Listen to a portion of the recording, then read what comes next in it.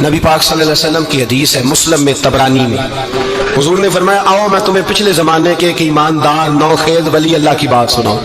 پچھلے زمانے حضور نے فرمایا پچھلے زمانے میں ایک بادشاہ جادو کے زور پہ حکومت کرتا تھا۔ جب وہ ایک جادوگر اس نے رکھا ہوا تھا تو جادوگر اس کو جادو بتاتا، وہ جادو کے زور پر حکومت کرتا۔ جادوگر بوڑھا ہو گیا تو کہنے لگا بادشاہ کوئی نوجوان میرے پاس بھیج دے، اب میں بوڑھا ہو گیا ہوں، میرا پتہ کوئی نہیں کب مر جاؤں۔ ایک نوجوان کی ڈیوٹی لگائی، بڑا زیرک سمجھدار، اپنے رعایا میں سے چن کے جو ذہین فطرت مزاج بچہ تھا وہ اس نے لگایا۔ اللہ کے محبوب علیہ الصلوۃ والسلام فرماتے ہیں بچہ جادو سیکھنے لگا، وقت گزرنے لگا۔ بچہ جب جادو سیکھنے جاتا تو رستے میں ایک راہب بھی تھا جو انجیل جانتا تھا، وہ اللہ سکھاتا، لوگوں کو حضرت عیسیٰ علیہ السلام کی تعلیمات سے آگاہ کرتا۔ اس نے دیکھا کہ یہاں بھی لوگ اکٹھے ہیں تو وہ بچہ اس راہب کے پاس بھی اٹھنے بیٹھنے لگا۔ اب جب اس کے ساتھ اس کی گفتگو بڑھنے لگی تو اس کو باتوں میں لذت آنے لگی۔ اس نے راہب نے پوچھا کہ تو کون ہے، کس طرح سے آیا ہے، کیا تیرا معاملہ ہے؟ اس نے کہا جی میں جادو سیکھنے جاتا ہوں، آپ کی باتیں مجھے بڑی اچھی لگتی ہیں۔ اس نے کہا دین سیکھ، جادو سیکھنے والے کافر ہو جاتے ہیں، قرآن و حدیث سیکھنے والوں کو اللہ کامل ایمان عطا فرماتا ہے۔ فرمایا یہ سیکھ۔ بچہ بیٹھنے لگا، اس کے پاس آنے لگا، باتیں دل میں گھر کرنے لگی۔ ایک وقت آیا کہ مسلمان ہو گیا، اور مسلمان کیسے ہوا؟ بچہ کہتا ہے میں تجربہ کر کے ہوا، اب میں تھوڑا سا وقت جادوگر کے پاس بھی جاتا اور باقی سارا وقت وہاں بیٹھتا۔ میں ایک دن جا رہا تھا تو رستے میں اژدہا تھا، بہت بڑا سانپ تھا، رستہ روک کے کھڑا تھا۔ یہ حضور نے بیان کی حدیث۔ نبی پاک صلی اللہ علیہ وسلم فرماتے ہیں بچہ کہتا ہے کہ رستے کے اندر سانپ ہے، رستے باندھا ہے، لوگ چھتوں درختوں پہ چڑھے ہیں، راش ہے۔ کہتے چھوٹا سا روڑا میں نے اٹھایا تو میں نے کہا اللہ اگر جادوگر سچا ہے تو اسے مار دے۔ چھوٹا سا روڑا میں نے پھینکا، اژدہا کوئی نہ مرا۔ پھر چھوٹا روڑا اٹھایا، میں نے کہا اللہ اگر وہ عالم سچا ہے تو اسے مار دے۔ اب جب میں نے روڑا مارا تو اژدہا مر گیا۔ میرے اندر سے گواہی آئی نہیں دین کی باتیں سچی ہیں، نہیں قرآن کی باتیں اسلام سمجھانے کے لیے عرض کر رہا ہوں، اگرچہ اس دور میں انجیل تھی، اللہ رسول کی باتیں اچھی ہیں۔ کہتے میں مسلمان ہو گیا، اب میں نے راہب کے پاس ہی رہنا شروع کر دیا، جادوگر کے پاس چھوڑ دیا اس بچے نے آنا۔ بادشاہ پوچھتا کہاں زیادہ وقت گزارتے ہو تو بات گول کر دیتا، وقت تیزی سے بڑھنے لگا۔ اللہ نے اس نوجوان میں طاقت پیدا کر دی، اب وہ اس کے اندر نا اللہ نے توانائی روحانیت پیدا کر دی، ابھی جوان ہے، 14-15 سال عمر ہے۔ اللہ نے اب جو بیمار بھی آتا وہ دعا کرتا تو اللہ صحت عطا کر دیتا، جو بھی آتا۔ بادشاہ کا ایک درباری تھا، بادشاہ کو پنکھا جلتا تھا، وہ اندھا ہو گیا، کوئی ایسی تکلیف آئی کہ نابینا ہو گیا، بڑے علاج کرائے شفا نہیں ہوئی۔ کسی نے اس بچے کا پتہ بتایا کانوں میں، اس کے پاس گیا تو بچہ کہنے لگا شفا تو ہو جائے گی پر کلمہ پڑھنا پڑے گا، مسلمان ہونا پڑے گا، جس پیغمبر کا میں غلام ہوں تجھے بھی بننا پڑے گا، دین پہ عمل کرنا پڑے گا، اللہ شفا دیتا ہے۔ اس نے کہا تو مجھے کلمہ پڑھا، مجھے شفا دے، میں تیار ہوں۔ اس نے کہا شفا تو اللہ دیتا ہے۔ اس نے اللہ تبارک و تعالیٰ کا ذکر کر کے دعا مانگی، یہ مسلم شریف میں حدیث ہے، طبرانی میں موجود ہے۔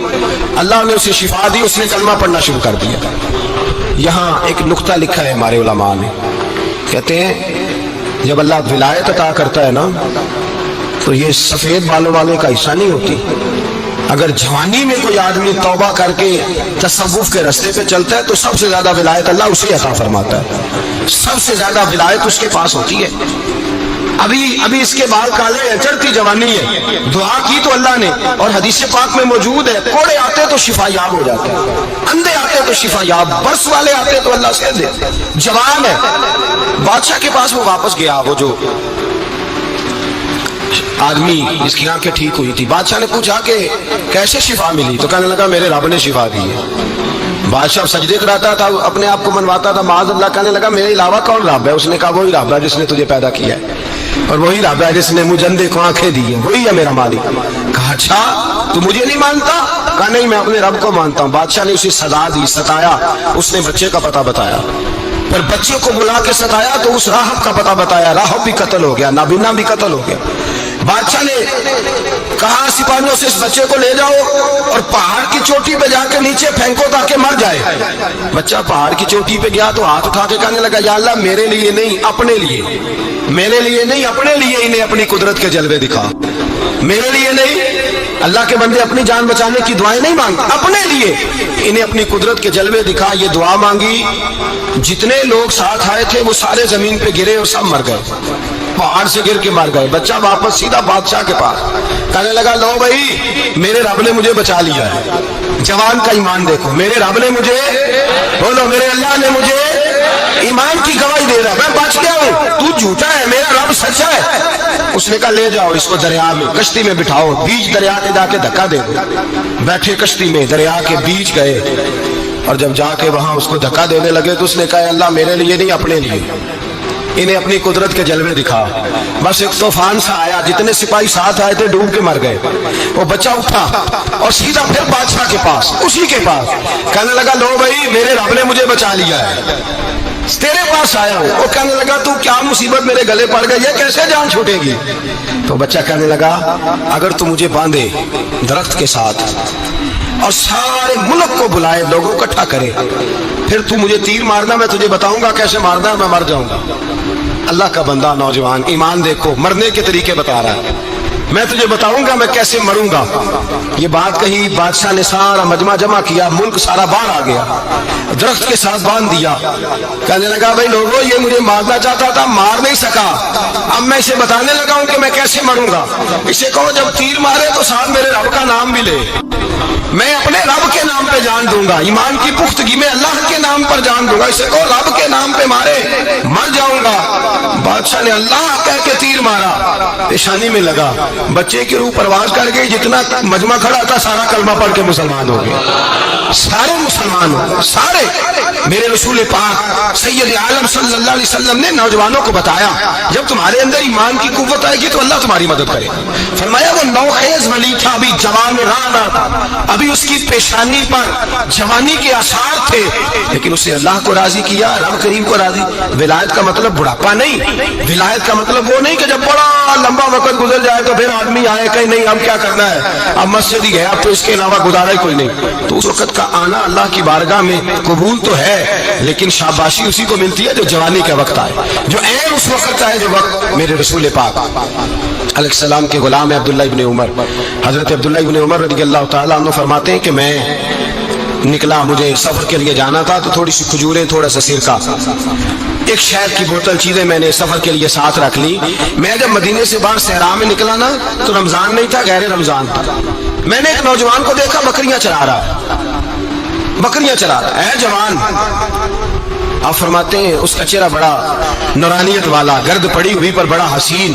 फरमाते हैं मैंने उसको कहा कि आ जाओ खाना खा लो, रोजे भी नहीं थे। कहने लगा नहीं मैंने रोजा रखा हुआ है।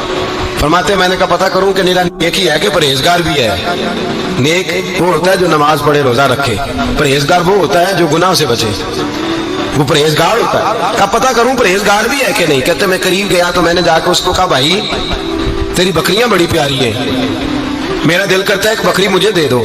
कहते वो जवान, गुर्बत भी, परेशानी भी, पर दामान तवक्कुल की ये खूबी है कि उस पर पेबंद लगे होते हैं, धब्बे नहीं होते। गुर्बत है, कहा जनाब एक बकरी दे दो। आने लगा जनाब बकरियां मेरी नहीं, बकरियों का मालिक कोई और है। कहते मैंने आजमाने के लिए कहा कि बकरियों के मालिक को कहना एक बकरी भेड़िया ले गया है, कह देना भेड़िया ले गया है। तो कहते उसने मेरी तरफ देखा, गर्द से उसके बाल लटे हुए, आंखों में रोशनी, चेहरे पे इत्मीनान, लबो लहजे में ईमान की ताकत। नौजवान कहने लगा हुजूर बकरियों के मालिक को तो कह दूंगा भेड़िया ले गया है, जब अर्श का मालिक पूछेगा तो क्या जवाब दूंगा, अल्लाह को क्या जवाब दूंगा। कहते हैं मैं कांपने लगा, उसकी बात सुन के वापस आया, जो काम निकला था वो छोड़ा, वापस लौट आया। मैंने पता किया किसका गुलाम है, पता चला फला आदमी का है। कहते मैंने पहले गुलाम खरीदा, फिर पता किया तेरे पास बकरियां कितनी है, उसने कहा 400। कहते मैंने मालिक से सारी बकरियां खरीदी, फिर गुलाम को बुलाया, फिर वो बकरियां तोहफे में दी, तोहफे में। कहने लगा हुजूर ये सारा कुछ मुझे कैसे मिला। मैंने कहा तेरा ईमान बड़ा पुख्ता था तो मेरे रब ने तुझे इनाम अता फरमाया है।